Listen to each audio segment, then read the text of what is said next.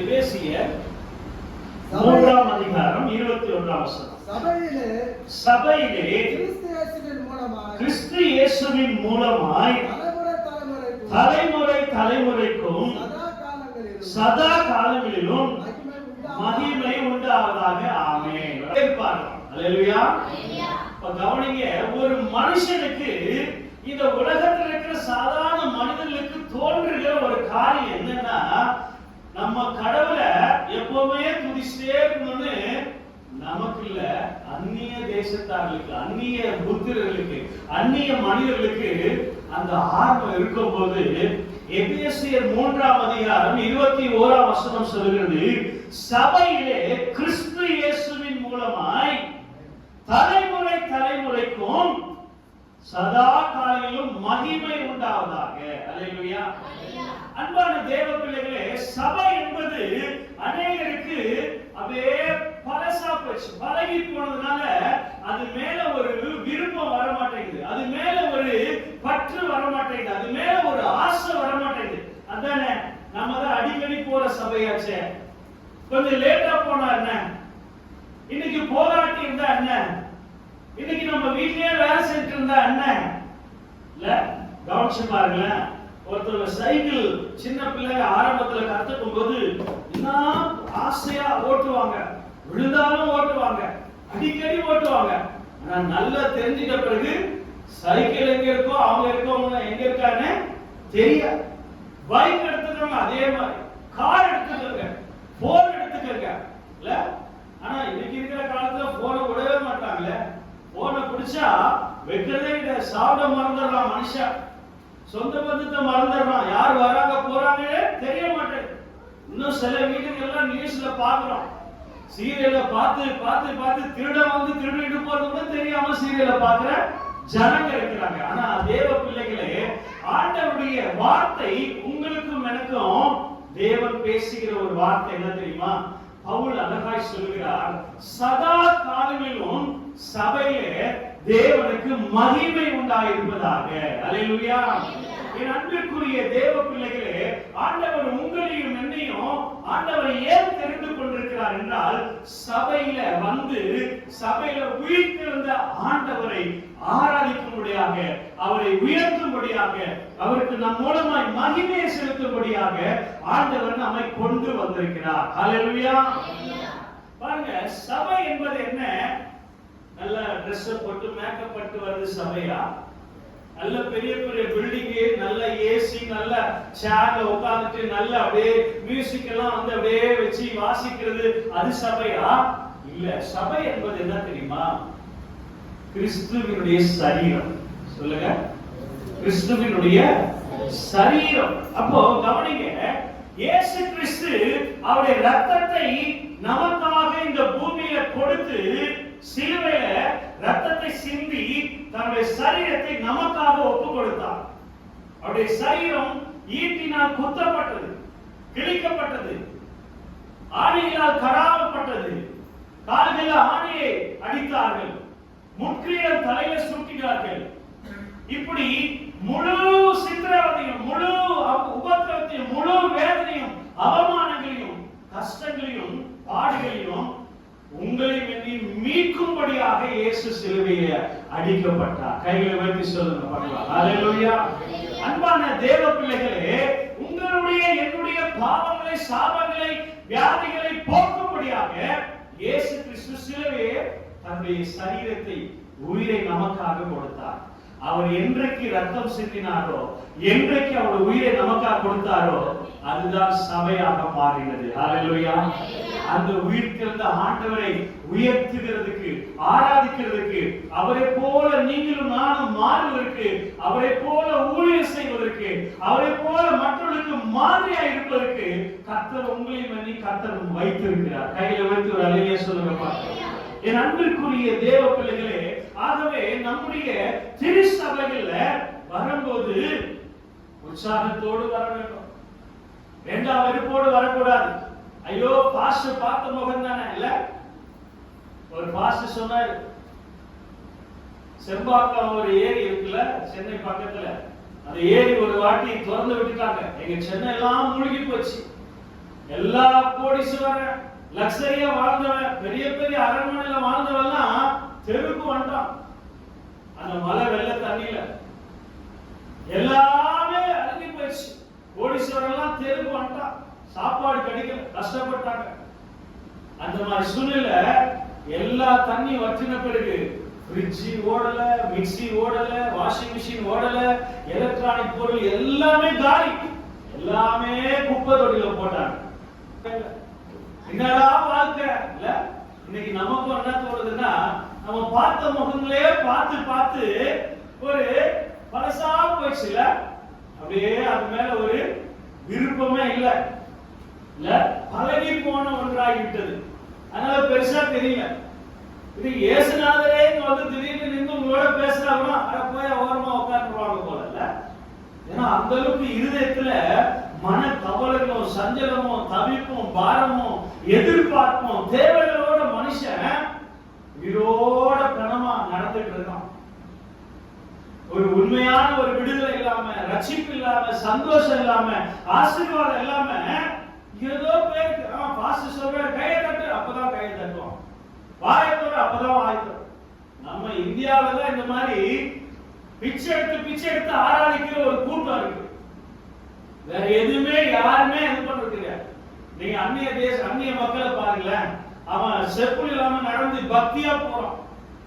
அந்நிய ஜனங்களை பாருங்க, பல கிலோமீட்டர் கடந்து போய் அங்க பக்தியா உருள்றான், பரல்றான், என்னென்னமோ காணிக்கையில செலுத்துறான், என்னென்னமோ செய்யறான்.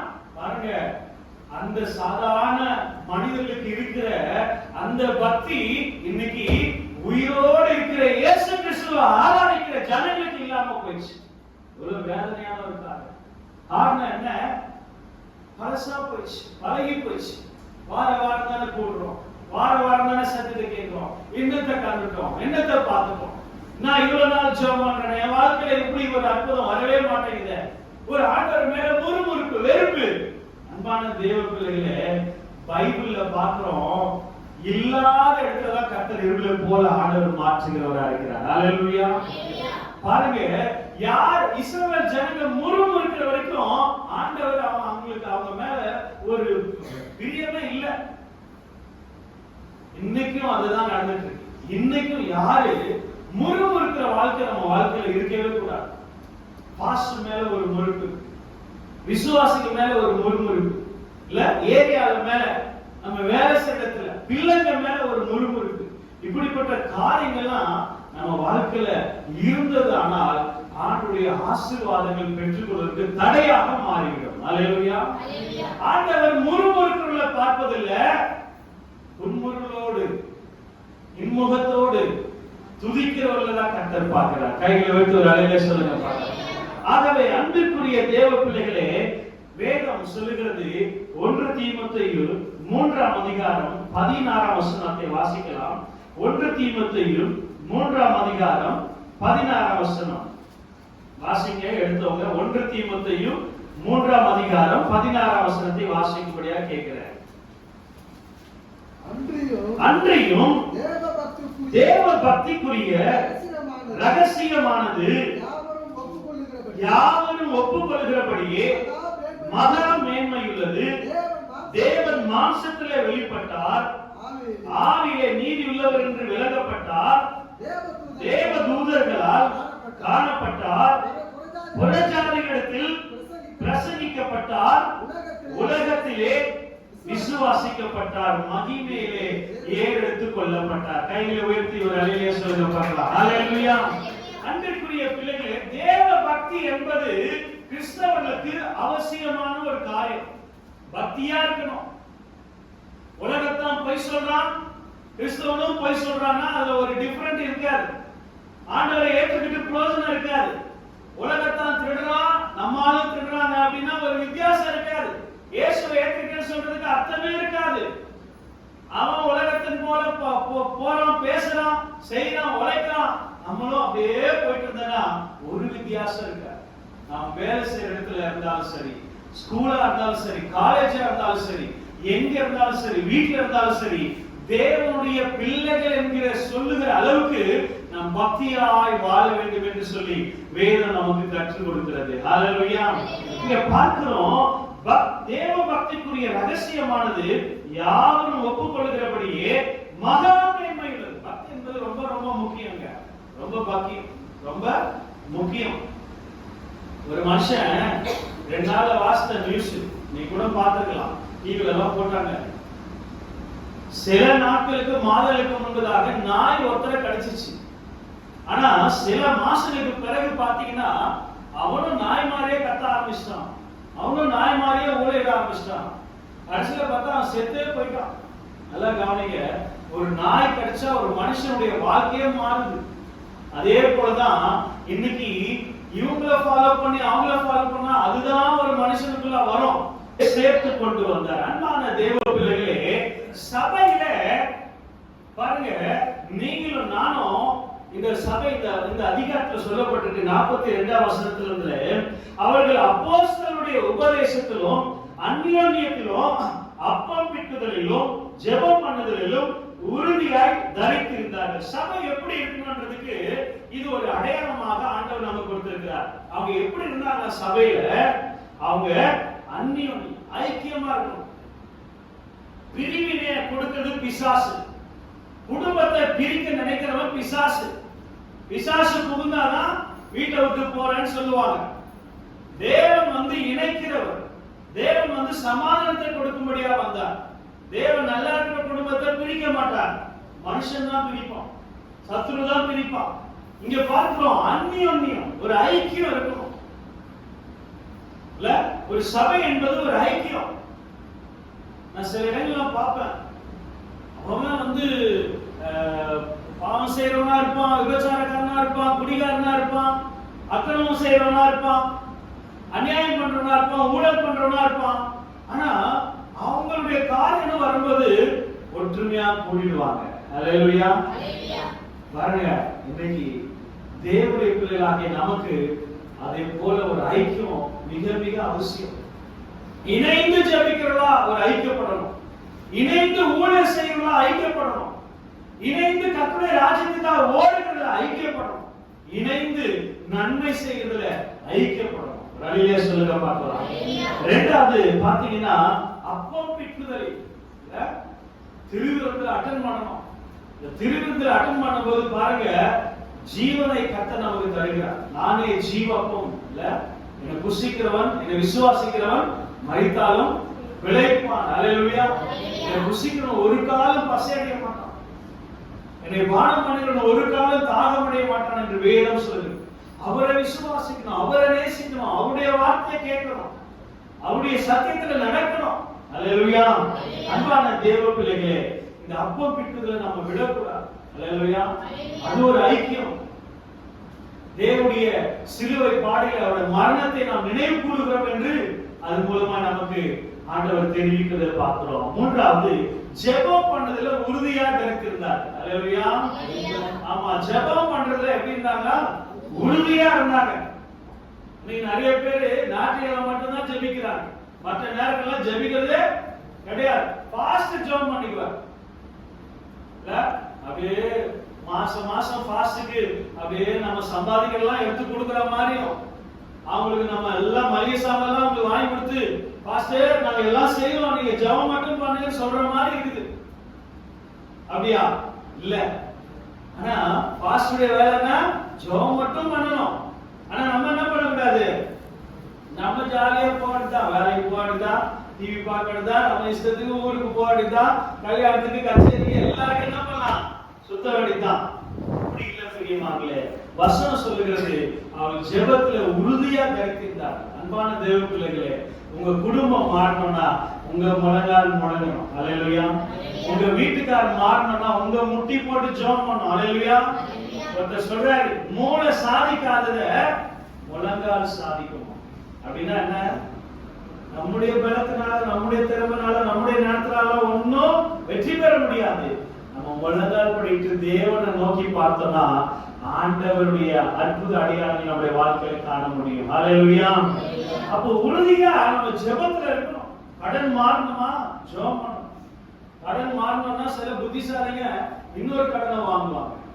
இல்ல, அப்படி இருக்கக்கூடாது. கர்த்தரிடத்துல கேட்கணும், ஆண்டவரே கடனை மாறணும், என் வியாதி நீங்கணும், என் சாபம் மாறணும், என் சண்டை ஒழியணும், என் வீட்டுல சமாதானம் இருக்கணும் சொல்லி தேவனுடைய சமூகத்துல நம்ம ஜெபிக்கும் போது கர்த்தர் நம்மை ஆசீர்வதிப்பார். அல்லேலூயா. பாருங்க, சபையில ஆண்டவர் அனுதினமும் 47 அதுதான் சொல்லுது, ரட்சிக்கப்படுவதை கர்த்தர் அனுதினமும் சபையில சேர்த்து கொண்டு வந்தார்.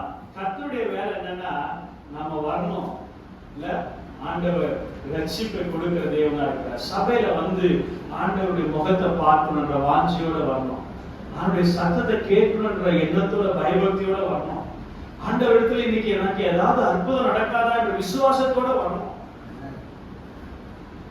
வரும்போதே ஜெபத்தோட வரணும், பயபக்தியோட வரணும். ஆண்டவரிடத்துல இன்னைக்கு எப்படியாவது ஒரு ஆசீர்வாதத்தை நான் பெற்று செல்வேன் விசுவாசத்தோட வரணும். அல்லேலூயா. அப்படி வரும்போது கர்த்தர் இந்த சபையின் மூலமாய் ஆண்டவர் வெளிப்படுவார். அல்லேலூயா. அன்பான தேவ பிள்ளைகளே, வசனம் சொல்லுது, இந்த கல்லின் மேல் சபையை கட்டுவேன், பாதாளத்தின் வாசல்கள் அதை மேற்கொள்வது. சபை என்பது ஆண்டவரால் கட்டப்பட்டது, ஆண்டவரால் இயற்றப்பட்டது. அதற்கு தலைவர் யாரு? கர்த்தர். ஆண்டவர் இயேசு கிறிஸ்து அதுக்கு மூளைக்கல்லா இருக்கிறார். கிறிஸ்து சபைக்கு தலையா இருக்கிறார். அல்லேலூயா. பாருங்க, தேவனுடைய பிள்ளைங்க இன்னொரு வார்த்தை வாசிக்கலாம். எபேசியர் 4:12 வசனம். எபேசியர் 4ஆம் அதிகாரம் 12 வசனத்தை வாசிக்கும்படி கேட்கிறேன். எபேசியர் 4. பரிசுத்தவான்கள் சீர்பொருந்தும் பொருட்டு சுவிசேஷ ஊழியத்தின் வேலைக்காகவும் கிறிஸ்துவின் சரீரமாகிய சபையானது பக்தி விருத்தி அடைவதற்காக. அல்லேலூயா சொல்லுங்க பாருங்க. சபை என்பது கிறிஸ்துவின் சரீரமா இருக்கு. நான் சொல்ல வசனம் சொல்லுது, கிறிஸ்துவின் சரீரமா இருக்கு. உங்க சரீரத்தை நீங்க அடிப்பீங்களா, கொல்லுவீங்களா, கிள்ளுவீங்களா, ரத்தம் வளர்ந்த அளவுக்கு நீங்க நடந்துப்பீங்களா? இருக்க மாட்டீங்க. அதே போலதான் கிறிஸ்துவின் சரீரமாகி இந்த சபையில ஆண்டவரை எவ்வளவோ நம்ம புகழணும், எவ்வளவு ஆராதிக்கணுமோ முழு உள்ளத்தோடு, முழு பலத்தோடு, முழு சிந்தையோடு தேவனாய் கர்த்தத்தில் அன்பு கூறுவாயாக. அல்லேலூயா. இன்னைக்கு நிறைய பேருடைய பிரச்சனை என்ன தெரியுமா? இவங்க என்கிட்ட பேசல, அவங்க என்கிட்ட பேசல, இவங்க என்ன கண்டுக்கல, அவங்க என்ன விசாரிக்கல. யார் விசாரிக்கிறாங்களோ இல்லையோ, உலகத்தையும் உங்களையும் நம்மை படைச்ச பெரிய ஆண்டவர் நம்மளை விசாரிக்கிறதுக்கு ரெடியா இருக்கிறார். அல்லேலூயா. எதை பத்தி நம்ம கவலைப்படக்கூடாது. மனுஷன்னா அப்படிதான். மனுஷன்னா நேத்து பல்லகால் சிரிச்சிருப்பான், இன்னைக்கு பார்த்து பார்க்காத மாதிரி போறதான் மனுஷன். ஆனா கர்த்தராகிய இயேசு கிறிஸ்து அப்படி இல்ல, நேற்றும் இன்றும் என்றும் மாறாதவரா இருக்கிறார். அல்லேலூயா. அன்பான தேவ பிள்ளைகளே, சபை கிறிஸ்துவின் சரீரமா இருக்கு. இயேசு கிறிஸ்துவின் ரத்தத்தினால கழுவப்பட்டிருக்கிறோமா என்பதை நம்ம கவனிக்கணும். நம்ம செய்யற பாவங்களை தேவனுக்கு அறிக்கிறோமா இல்ல? ஒரு வசனம் சொல்லுகிறது, தன் பாவங்களை மறைக்கிறவன் வாழ்வடைய மாட்டான், அவைகளை அறிக்கை செய்து விட்டு. நம்மால என்ன பண்ணோம்னா அறிக்கை மட்டும் செய்வாங்க, நான் மன்னிச்சிருங்க, திருப்பி அதை பார்த்து கண்டினியூ பண்ணுவோம். ஆனா வசனம் அப்படி சொல்லு, விட்டு விடணும். விடுறவன் தான் இரக்கம் பெறுவான்னு வசனம் சொல்லு. அல்லேலூயா. பாருங்க, சபை இயேசு கிறிஸ்துவின் ரத்தத்தினால சம்பாதிக்கப்பட்டது. அந்த ரத்தத்தினால நம்ம கழுவப்பட வேண்டும். ஏன் தெரியுமா கழுவப்படணும்? அப்பதான் நமக்கு உண்மையான சந்தோஷம் கிடைக்கும், அப்பதான் உண்மையான ஒரு சுகம் கிடைக்கும், அப்பதான் உண்மையான ஒரு விடுதலை கிடைக்கும், அப்பதான் எந்த சத்துரும் நம்மளை தொட முடியாது. இயேசுவின் ரத்த கோட்டைக்குள்ள நம்முடைய ஆவி ஆத்மா சரீரம் பாதுகாக்கப்பட்டிருக்கணும். நம்ம வீடு, நம்ம உடைமைகள் இல்ல. இன்னைக்கு என்னால சுருக்கமா முடிச்சிடுறேன். ஒரு 3 காரியங்கள். முதலாவது மோசேயை பத்தி சொல்ல போறேன். ரெண்டாவது ஷாத்ராக் மேஷாக் ஆபேத்நேகோவை பத்தி சொல்ல போறேன். மூணாவது அப்போஸ்தலரை பத்தி சொல்ல போறேன்.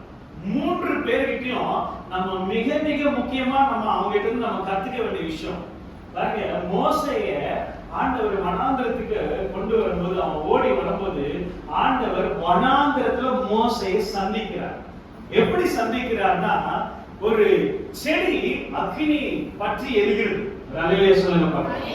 இன்னைக்கு இவ்வளவு நேரம் சபையை பத்தி கேட்டோம்ல, இன்னும் நிறைய பேசலாம். ஆனா இந்த சபையில நம்ம எப்படி இருக்கணும்ன்றதுக்கு இந்த 3 சம்பவங்களை உங்களுக்கு ஞாபகப்படுத்தி நான் நடந்து போக விரும்புறேன். முதல் சம்பவம் மோசே. இவர் வரும்போது ஒரு சாதாரண மனிதனாக வருகிறார். ஆனால் அந்த அக்கினி பற்றி எரிகிற இடத்துல இந்த மோசே பக்கத்துல வந்த உடனே ஆண்டவர் அவனை ஒரு தலைவனாக மாற்றுகிறார். அல்லேலூயா. இந்த சபையில நீங்க வரும்போது சாதாரணமாக வரலாம், நிறைய பிரச்சனைகளோடு வரலாம், நிறைய போராட்டங்களோடு வரலாம், கண்ணீரோடு வரலாம், வறுமைகளோடு வரலாம், போராட்டத்தோடு வரலாம், விடுதலை இல்லாம வரலாம். இந்த சபை என்பது அக்கினி எரிகிற ஒரு இடம், தேவன் வாசம் பண்ணுகிற ஒரு ஸ்தலம்.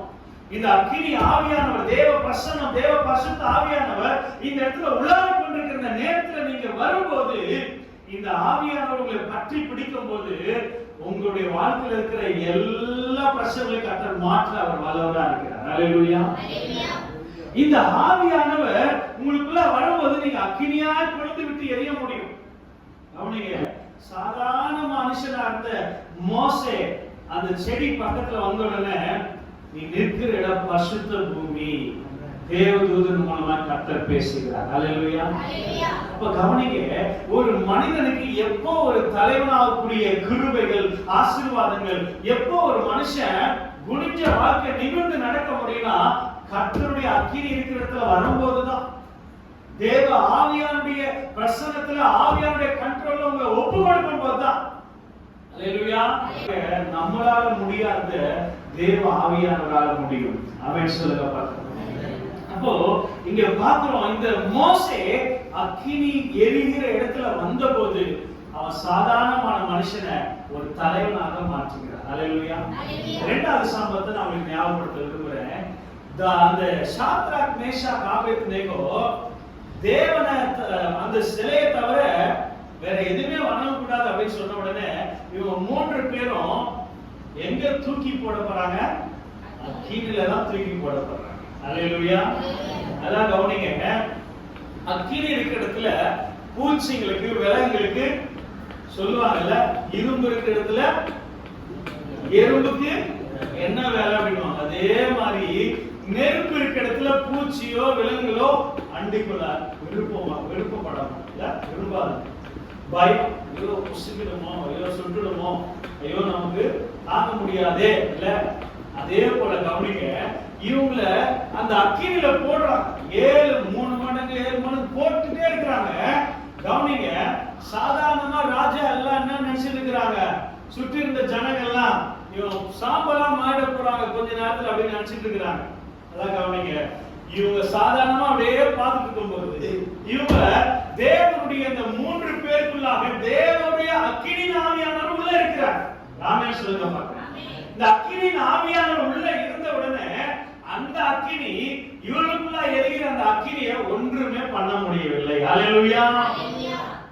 அதே போல கவனிங்க, உங்களுக்குள்ளேயும் எனக்குள்ளாகவும் தேவ அக்கினியின் ஆவியானவர் வாசம் பண்ணுகிறார்னா எந்த உலகத்துடைய தீய சக்திகளும் உங்களை மேற்கொள்ள மாட்டாது. அல்லேலூயா.